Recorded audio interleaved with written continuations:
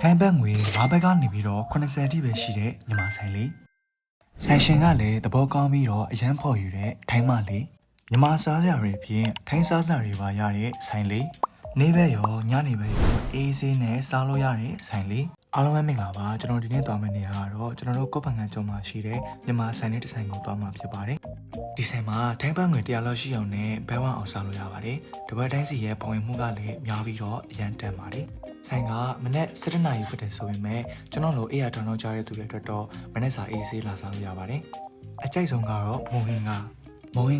ပြည့်နှစ်ပြီးတော့အရသာလေးကျွန်တော်နဲ့ဆင်ပြပါတယ်ငါအများကြီးပါပြီးတော့ငါအရန်ချက်တဲ့ကျွန်တော်တို့တော့ခွက်တီပါပဲဆိုတော့မိုဟင်ကကိုဆမ်မတ်မှာဆမ်မတ်ပေးပါတယ်နောက်တစ်ခုကမော်လက်တုတ်ပေးရတဲ့ဈေးက30ဆိုပေမဲ့ငါဥတွေနဲ့ငါဖက်တွေအများကြီးပါတော့30ကတော့တော်တော်တန်ပါတယ်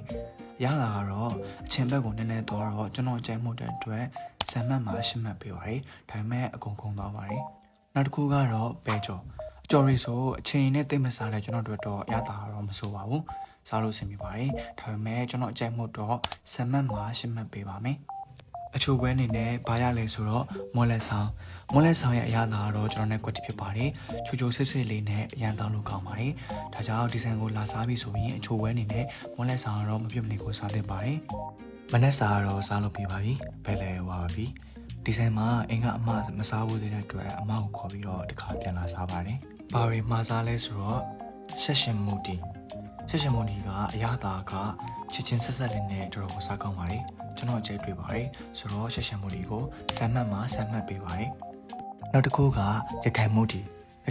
ကငရုတ်ကောင်းနံနည်းနည်းများပေမဲ့စားလို့ကတော့အဆင်ပြေပါတယ်ငရုတ်ကောင်းနံများတဲ့အတွက်ကျွန်တော်သိမကြိုက်လို့ဆမ်မတ်မှာရှင်းမှတ်ပေးပါမယ်နောက်တစ်ခုကအုံနှုတ်ခောက်ဆွဲ